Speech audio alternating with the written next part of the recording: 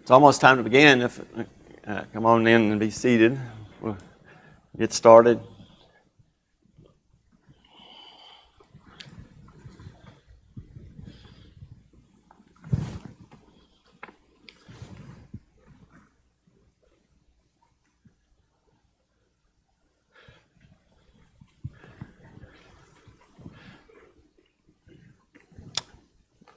Okay, if you're following along in your books, we're going to be on the second half of lesson 5, which begins on page 25 in your book. But we're going to pick up about halfway through with the part on chapters 5 and 6 of Nehemiah.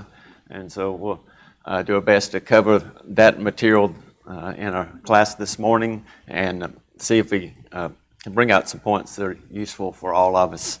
As I usually did, just want to have a few things that get us in context. Remember that we're in this last part of at least the chronology of the post-exilic historical narratives that we have in Ezra, Esther, and Nehemiah. And Nehemiah came on the scene in about 445, 444 BC.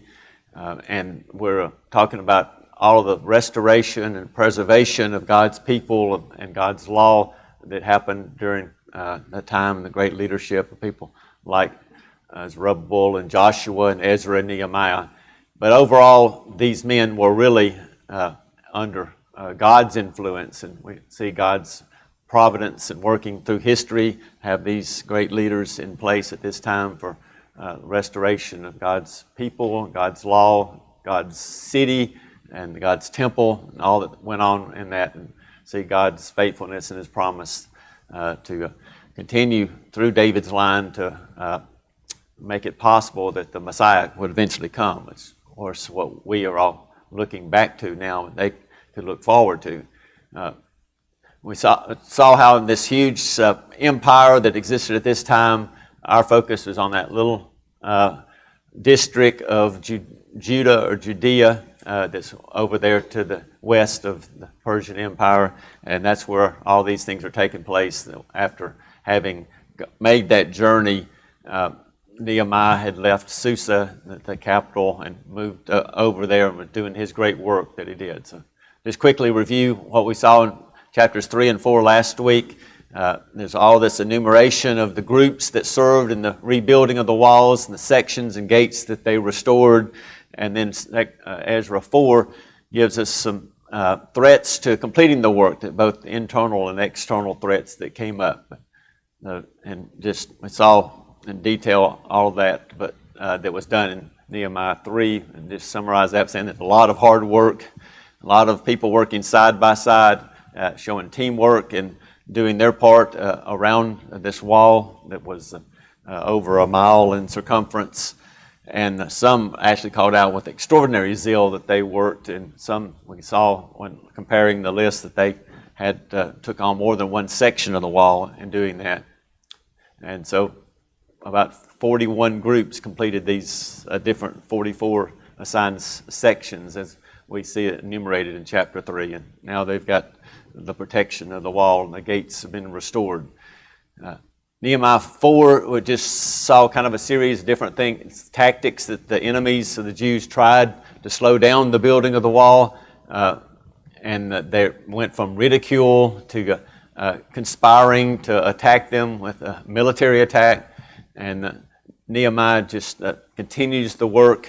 They're undaunted, talks about how the people had a mind to work. And Nehemiah's response, as always, we see this combination of prayer to God and trust that He's going to help them, and then action on His part. And we talked about how important that is for us when we have something that needs doing. We need to be about doing it. We also need to pray for God's help, and it really takes both to accomplish those things.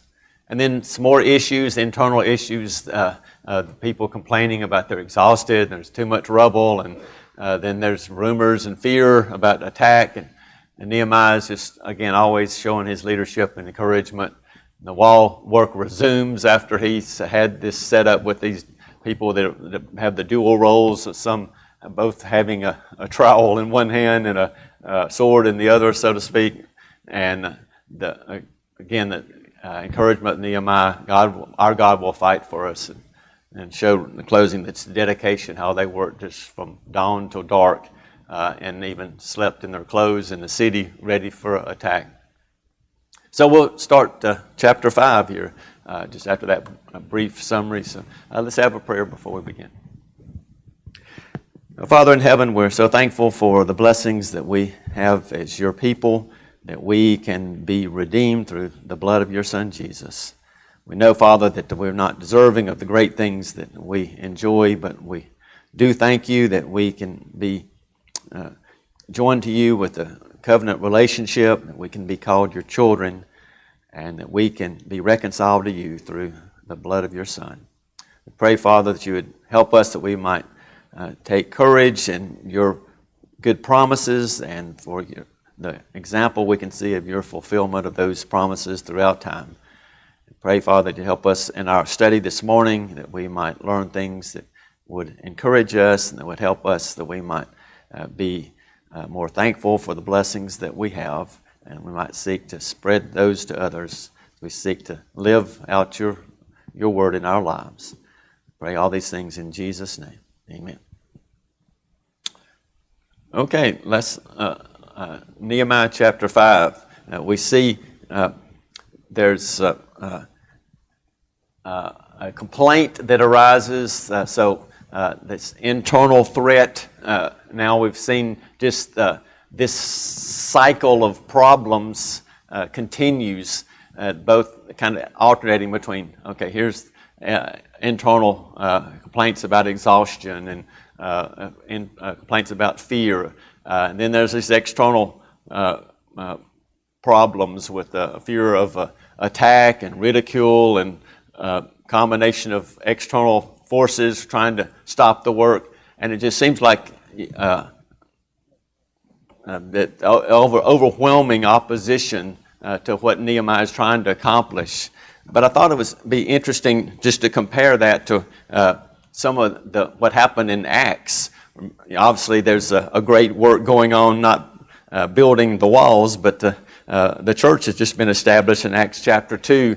And great things were happening. The church was growing. But you notice in Acts chapter 4 that they laid hands on Peter and John, verse 3 of Acts chapter 4, and put them in jail.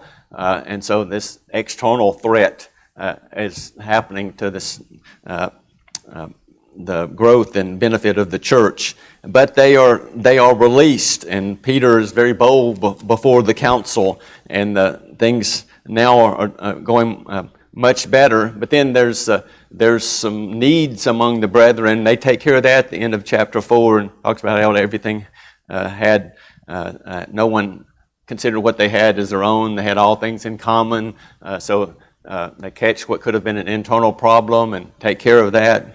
But then Acts chapter 5, that's Ananias and Sapphira, and they lied to the Holy Spirit. It could have been a big internal problem again. But Peter and the apostles condemned them for that. They actually died before the Lord, and that seems to be taken care of. It talks about how that great fear over all the church, and there's great multitudes, verse 14 of chapter 5, are constantly being added to their number.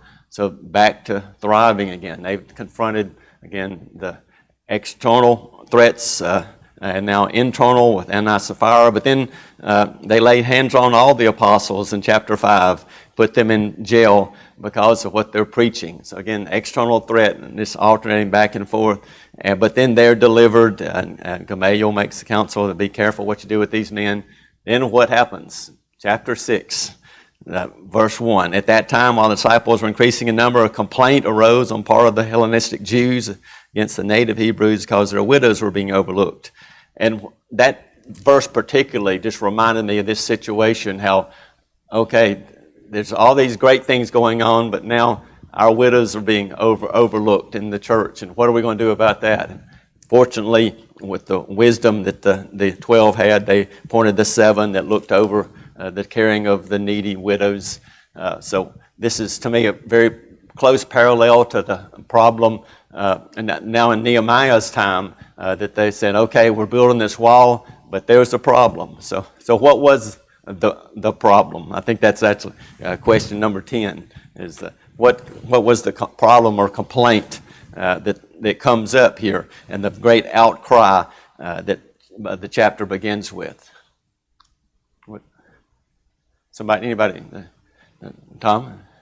What I got out of it is that they were forced to mortgage their homes. Okay. And they were forced to borrow money in order to be able to pay their taxes to the king. And they just didn't have the money that they needed, the resources that they needed to do that. And so it's making it impossible for them to feed their children. That's right. They're mortgaging their homes and their fields and their vineyards. They're even having to become bond slaves to pay for what they owed, and they're being charged interest, it appears like, which is not lawful for Israelites to do. And it's interesting, if you look, it says this great outcry of the people and their wives brought it to their attention too. So I almost kind of picture this thing as these men are off building this wall in Jerusalem, and their wives are back trying to feed the families, and they're saying, "Hey, we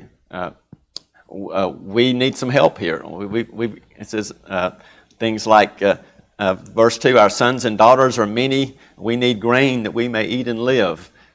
So they're sending a message and saying there's an internal threat to this community of brethren here, and it's great that we're building this wall to keep the external threat of the enemies away, but we're starving meanwhile. And there's reference to this famine, verse 3, and you'll notice in the bottom of our book, that reference number 6 says, "The famine is not likely to have been in progress at the time of the complaint. For 52 days, short time for famine to occur, and its sufferings being felt." It probably had already been a famine for some time, and I think that's probably safe reasoning to say that they had been maybe previous famines, or the crops had not been very plentiful, but this 52 days that the workers are away building the city may have been the last straw. If you look at the timing of when this was going on, it was in the middle of when a lot of the summer fruits would have been brought in July, August, September is when these 52 days of building take place. And if they weren't there to help bring these things in to help feed the family, it could have been, in addition to their already being on the edge of poverty, what maybe pushed them over or something. I just wanted to make the observation that this goes perfectly with in the prophets, Haggai and Zechariah, particularly Haggai, because they were talking about it in this first chapter, how that you're putting all of this grain out and coming back with the sack and everything, which would suggest that this was an ongoing issue, ongoing issue, because they had not been faithful in doing what they were supposed to be doing in the temple. That's right. Tom mentions that it's very close parallel to what Haggai talks about in their lack of food. They'd plant and not harvest very much, and their money was like they put in a bag with holes in it. That was 80 or 90 years earlier, but they lived in a part of the country that's very dependent on having the spring rains and things in cycle. If anything was not as it should be, their crops failed and suffered, and could have had multiple crop failures during those 80 or 90 years. And you see the things that the poor complain about. They're mentioned 3 or 4 different things. One, just we need grain to live. We're hungry. And then talking about I'll just summarize, unfair lending. They are having to mortgage their fields and houses, and are having to pay interest on those things as well, which both appears to be at least violating the spirit of the law, the law of Moses. Our author quoted from Exodus 22. I wanted to read a few more verses than what he had listed. If you want to follow along, Exodus 22 regulates that to some extent. beginning in verse 25, it says, "If you lend money to my people, to the poor among you, you're not to act as a creditor to them. You shall not charge him interest. If you ever take your neighbor's cloak as a pledge, you're to return it to him before the sun sets. For that is his only covering. It is his cloak for his body. What else shall he sleep in? And it shall come about that when he cries out to me, I will hear him, for I am gracious." And then look over in Leviticus 25. See, there's a lot more we could turn to, but I think these really hit the direct problem that they were dealing with. Leviticus 25, beginning in verse 35. There's actually 6 or 8 verses here. "Now in the case of a countryman of yours becomes poor, and his means with regard to you falter, then you are to sustain him, like a stranger or sojourner, that he may live with you. Do not take usurious interest from him, but revere your God, that your countryman may live with you. You shall not give him your silver at interest, nor your food for your gain. I am the Lord your God, who brought you out of the land of Egypt, to give you the land of Canaan, and to be your God. If a countryman of yours becomes so poor with regard to you that he sells himself to you, you shall not subject him to a slave service. He shall be with you like a hired man, and if he were as if he were a sojourner with you, until the year of Jubilee. He shall then go out from you, he and his sons with him, and he shall go back to his family, that he may return to the property of his forefathers. For they are my servants whom I brought out from the land of Egypt. They are not to be sold in a slave sale. You are not rule over them with severity, but you are to revere your God." And then he talks about how you can have foreigners as slaves. But then the end of verse 46 said, "But in respect to your countrymen, the sons of Israel, you shall not rule with severity over one another." So there's mentioned there both about the taking of usury or high interest or interest at all, really. And there's also about the pledge, things that were given in pledge that were collateral for loans, like a cloak, and said, even if he's not paid it back, you're to give him his cloak so he can sleep in it when it gets cold at night. And you think about what they were doing here. They were taking fields and vineyards, and they weren't giving them back. They were seizing this collateral, and it also mentions this 100th part, or what we think would be the percentage, which would be an interest charge that they were taking. And they're also being taxed by the Persian ruler on their lands, and they couldn't pay those taxes, so now they're borrowing more money. And it seems like it's their Jewish countrymen that are well-to-do that are the creditors that are now seizing this collateral and charging these taxes, and even having to resort, in some cases, when they mention at the end of verse 5, we're helpless because our fields and vineyards belong to others.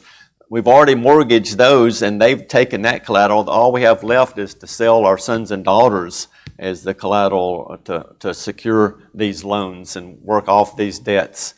And so it's just entirely out of step with those passages we just read in the law. Say you're to be kind to your brother and sister, because remember, you were slaves in Egypt, and I delivered you out. You're not to make slaves of your own people, and you're to be kind, and whatever they give in pledge to you, you give it back to them if they really need it.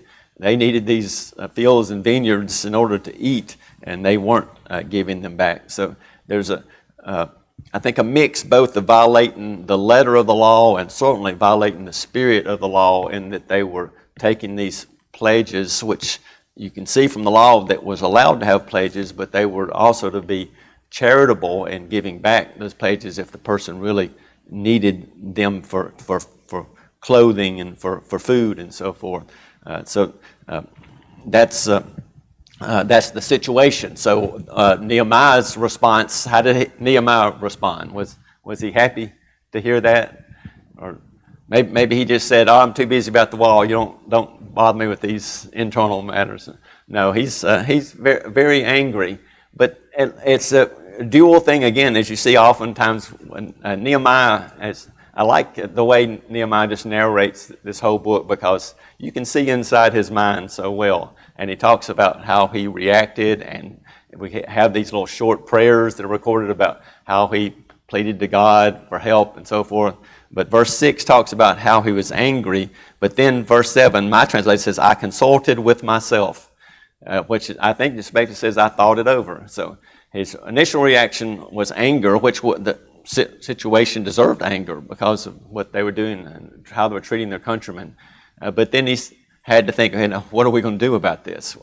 We've got this great project going on with the wall, but we need to take care of this before these people starve and before it creates a bigger problem, which is exactly, as I was drawing the parallel earlier, what happened in Acts chapter 6. If they hadn't taken care of these needy widows, it may have derailed the success of this growing church in Jerusalem.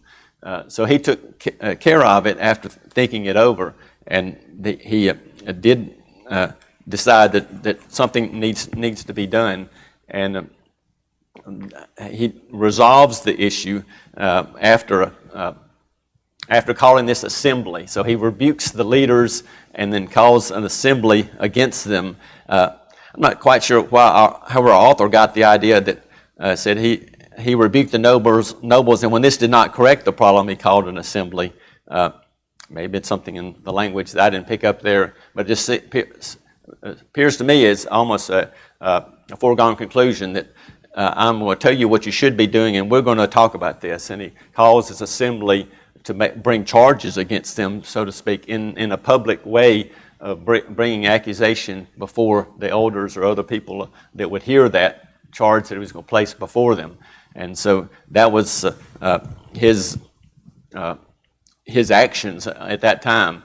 And he makes this point that just like what we read back from Exodus and Leviticus, the Jews have been delivered from Egyptian bondage, and Moses made the point, don't enslave your people. You were slaves in Egypt. I delivered you. Now this is almost a parallel to what he is saying, that they had been redeemed. Their exiles had come out of captivity, and there seems to be some allusion to redeeming them with money to be bought out of slavery. Nehemiah said, verse 8, we according to our ability have redeemed our Jewish brothers who were sold to the nations.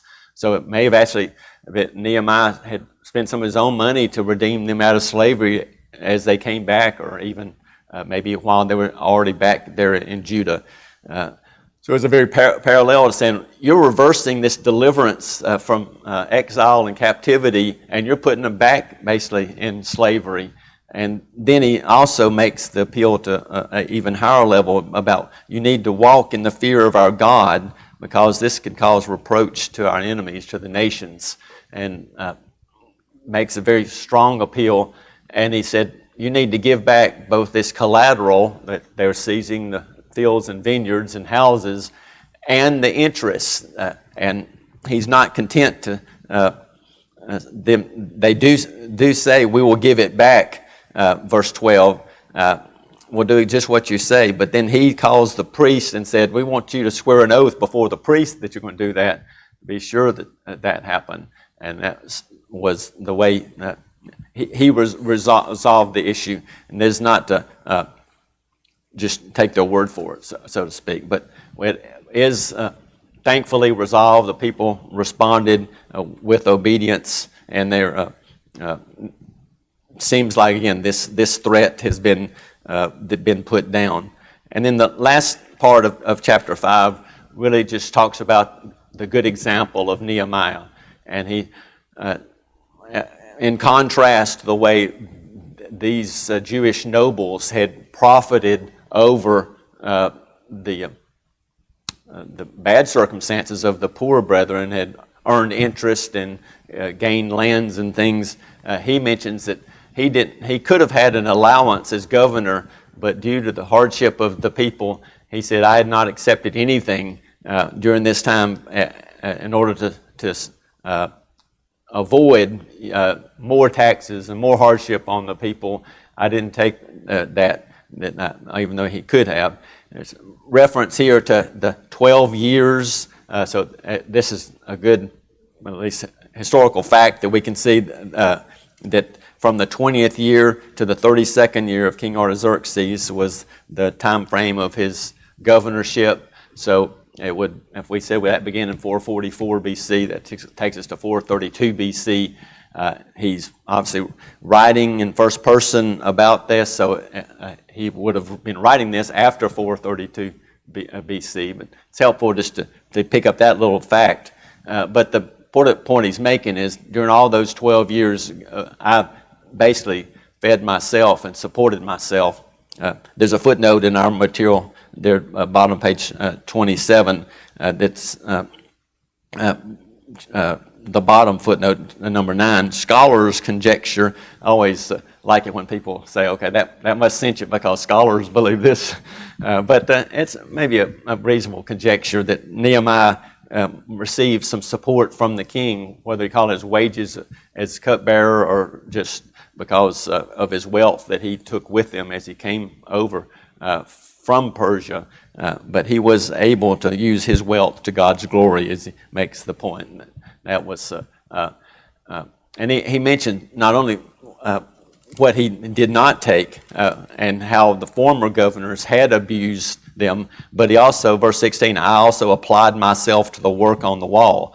So he didn't just lord it over the people and tell them to get to work. His good example of working, he mentioned that he didn't buy up land. There's probably was a lot of that going on with the other nobles who had enough money to take and buy at depressed prices these lands and vineyards these people were trying to sell to feed themselves. So he didn't partake in any of that. And he fed many. They listed his table, and that's all the sheep and birds and so forth that they fed with. But then again, we'll get a little short prayer recorded in verse 19 of Nehemiah. Remember me, O my God, for good, according to all that I've done for this people. Nehemiah prayed what we should pray. Pray for God to bless us and remember us.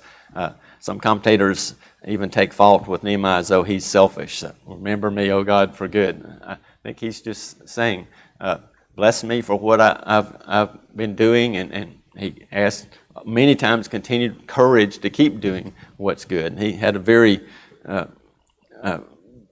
focused objective in mind, and he was focused on that, and he was focused on God's help in accomplishing that, and was praying basically continue to be able to work for God's people. And there's certainly nothing wrong with that. So chapter 6 then, we've swung from this interlude of this internal threat. So what do you think is going to be next? External threat. It seems like it keeps on happening. More external threats, and I like the way our author mentioned it there on page 28, efforts to disrupt the work. It said previously Nehemiah had related how these enemies had grieved that Nehemiah had come back from Persia to help the Jews. Then as the work progressed, they tried to mock the efforts and just belittle them and cause them to stop work because of ridicule. That didn't work. So then they have this military plan to attack them, and that didn't work. Now it says they resort to intrigue. And intrigue, I guess, sounds like a mysterious thing that they're going to do. But they send him a message and say, let's go meet at the plain of Ono. Plain of Ono appears, from best we can tell, was in the allotment of Benjamin, would have been about 25 miles away to the northwest. And 4 times they asked, let's go meet in the plains of Ono. So question 15 asks, why were they wanting to meet? Were they wanting to try to figure out how they could help this effort? What do you think the real motives that Nehemiah could see through were? Said they were, Chris?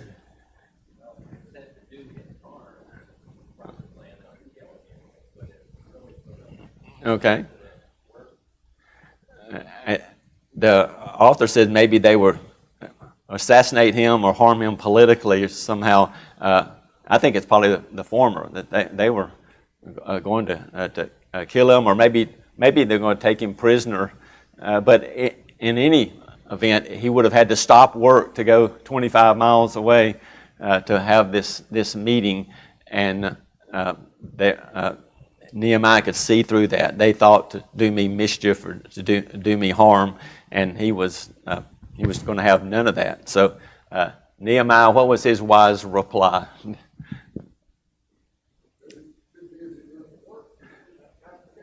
That's right. He said, "I'm doing a great work and I cannot come down." And I think that's so important for us to think. There are times when we need to be busy about the Lord's work and not let anything else distract us, aren't there? Times when we're doing a great work. There may be other good works, but if we're in the middle of a great work, we need to just prioritize things and put everything else aside and said, I'm doing a great work and I cannot come down. Why should I stop the work to go and meet with you? Verse 3 said, can't leave it and come down to where you are. And I've heard many talks and messages made around this one reply of Nehemiah. It's just so wise. You could preach a whole lesson on priorities and things from this reply that he made. And even saw in reading for this lesson, one person applied it to Christ and said that's what he could have told them when they said, "If you're the Christ, come down from the cross." And he could say, "I'm doing a great work and I cannot come down." That may have not been what Jesus had thinking about Nehemiah when he replied. Basically, he did not come down from that cross, did he? Because he knew he was doing a great work, but it certainly applies. There's a lot of great works that we're doing that we need to keep doing and not let something else deter us or distract us, even though they may not be people trying to assassinate us, but there may be works that are lower level that could distract us. And that seemed to be, in all these external threats, the main objective seemed to be deterring them from the good work of building the wall, and use different approaches for that. And Nehemiah was going to have none of that. So he said, I'm not going to listen. 4 times he replied the same way. So the 5th message reported that you plan to rebel and become king. And it's one of those things that sounds so familiar. Human nature has not changed that much, but it said, verse 6, in it was written, it is reported among the nations. How many times have you heard somebody come to you and say, it's reported that you did such and such, or I have heard that you did such and such, or this is maybe hearsay, but this is what I heard about so and so that they did, or whatever. And it reeks of rumor and innuendo, and there's no truth. We know from the narrative, there's absolutely zero truth in what they said. In fact, that's the way Nehemiah replied and said, such things as you're saying have not been done. You're inventing them in your own mind, verse 8. But they're using this to intimidate him. And they normally in those times the letter would have been sealed up, but this was an open letter, and they're saying, "Oh, look, this letter that we've got, and it's reporting that you're doing all these things, and this might get back to the king of Persia. Why don't you come down and meet with us? Let's talk this over," as though they were going to really help him get out of this pickle that this rumor was going to cause him with the king of Persia. And of course, it's just another a means for them tried to get him to stop the work. And he summarizes it in verse 9. For all of them were trying to frighten us, thinking they will become discouraged with the work and it will not be done. But then what does Nehemiah do? He ends that again with a prayer. But now, O God, strengthen my hands. So he was praying for strength. And again, we see into the mind and heart of Nehemiah so clearly. And he's saying, Lord, give me strength. That's just what he's saying here is, I need your strength. And this is just almost, it can be too much at times for us when things like this come up and obstacles in our way, and we need to make the same prayer that Nehemiah does. Lord, strengthen my hands, or give me strength. And here's just one more thing that they were trying to do to get him to fear that now maybe he's going to lose his political backing. Because remember, the king of Persia, Artaxerxes, had backed this return of Nehemiah, but they were going to try to change Artaxerxes' mind and have him oppose that. But he kept right on working. Now that this so-called prophet gives him some advice, so here's another external or internal threat. I don't know how you describe this man Shemaiah, the son of Deliah. He was supposedly a prophet, and he said, let's go close the doors of the temple. They're coming to kill you at night, and we need to go hide there and flee for safety. But what is Nehemiah's reply? He refuses. He does not flee, and he said, this verse 11, should I go in the temple to save my life? I will not go in. And he actually says, and could one such as I go into the temple? So he's, I think, almost making two different points here. A man such as I needs to be out front leading this rebuilding effort, and it's wrong for me to go into the temple anyway to try to save my life.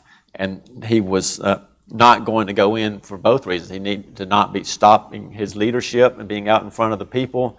A man such as I shouldn't stop, and I shouldn't go into the temple because he wasn't as of the tribe or of the priesthood been able to go into the temple.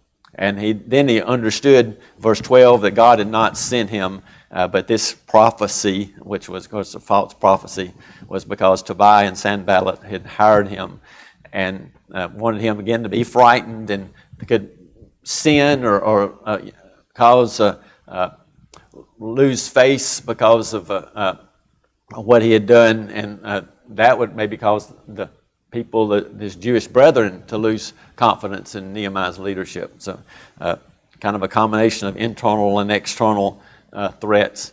But Nehemiah prays, verse 14, to remember these people for what they've done and trying to frighten us and so forth. So it's, go ahead, Mark. The conundrum, the logic that Nehemiah logically figures out that why would God advise me to break the law? Why, this is the means of escape. This is God sent this prophet to me to deliver me, but He's encouraged me to break the law to do so. That the bottom should follow that pretty quickly. And that lesson for us as well. That people that are being motivated, or God moving them to violate His will, is or God working against Himself, and that makes no sense. Yeah. Follow the logic of that. That may be Nehemiah's thinking. It's God can't be behind this prophet because it's not wrong for me to follow this advice. Too bad the man of God in 1 Kings 20 or whatever didn't follow through on that when he was told to go prophesy against the altars and not go back by the same way he came. This prophet said, no, God told me otherwise, and he believed him. So Nehemiah was more clever than that, and he didn't believe this man. And he, again, he's praying a combination for blessing for himself and in a way cursing for God's enemies in this prayer in verse 14. Eric, go ahead. Another thing that occurs to me in this passage is Proverbs 27:12. It says, "The prudent sees danger and hides himself, and will go on and suffer for it." Some think of us about this. First of all, he had danger, there was ground, and it wasn't just the immediate danger, like they didn't come into his house. Rather, he was looking ahead. Well, if I do that, what will happen next? And what will happen next? Yeah. And clearly, he has a prayer life for it.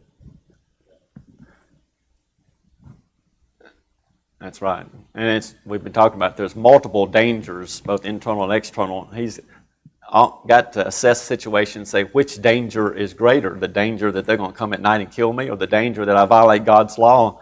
And he chose the better of the two. And so, man of great wisdom. So, verse 15 says, the wall was completed in 52 days on the 25th of Elul, So I put up this Jewish calendar. It's kind of small print just to make the point that on the 25th of Elul was the end of 52 days of building. So you've got to take another 27 days out of the month of Av, which is the 5th month that comes before that. So it means the building began in the 5th month of Av on the 3rd day, and then 52 days later, on this 6th month of Elul was completed. That's just gives you an idea of where they are. The equivalent in our time was between July and September over there in the where it says civil equivalent. I know that's small print. But the 5th month is particularly noteworthy. If you see things like 2 Kings 25, Jeremiah 52, that was when the temple was burned in 586 BC. And Zechariah makes reference in chapter 7 and 8 about the fast in the 5th month. And actually talks also about a fast in the 4th and the 10th month they had instituted, had to do with the surrounding of Jerusalem and the beginning of the breaching of the wall. But the 5th month was a very sad time for them because that's when the temple had been burned. But now, if you do the backtracking from the 52 days, Nehemiah started rebuilding the wall in the 5th month. The 5th month should be now a time of joy rather than them mourning and having these remembrances that Zechariah makes reference to. And also, just while I've got this calendar, note back in Nehemiah 2:1, he went before the king on the 1st month. And we know from Ezra's details, it took 3 to 4 months for them to journey. He's coming even further away from Susa.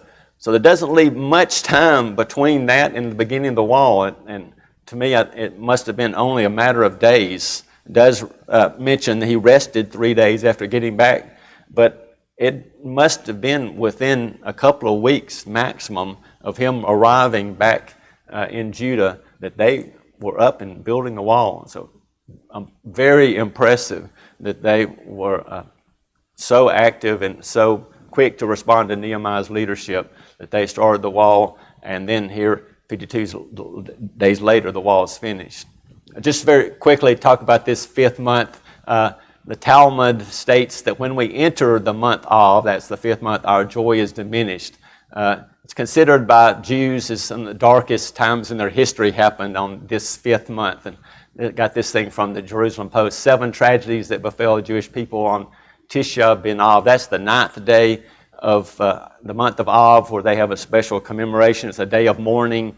And I don't know where they get some of these, but they said that's when the spies returned, was the 9th day of Av, and they gave their bad report. Definitely can read from 2 Kings and Jeremiah. That's about the time the first temple was destroyed. They say in AD 70, that's when the second temple was destroyed in that same month. And over, Jews that were persecuted look back at things that happened even in more near time back to the killing of the Jews in the Holocaust. But this should have been a time of joy for these people because the 5th month is when they begin rebuilding the wall. So just a little bit of history there. So the wall is finished. The reaction of the enemies, they are afraid and disheartened. Why are they afraid and disheartened? What do the scriptures tell us? That they could, it was obvious to them when they saw the success. What was so obvious? God was working with them. That's right. That was what verse 16 is making. It's obviously this has been accomplished with the help of our God. And when they saw how amazing progress was done and success of Nehemiah, God had to be helping them. So they recognized God's help.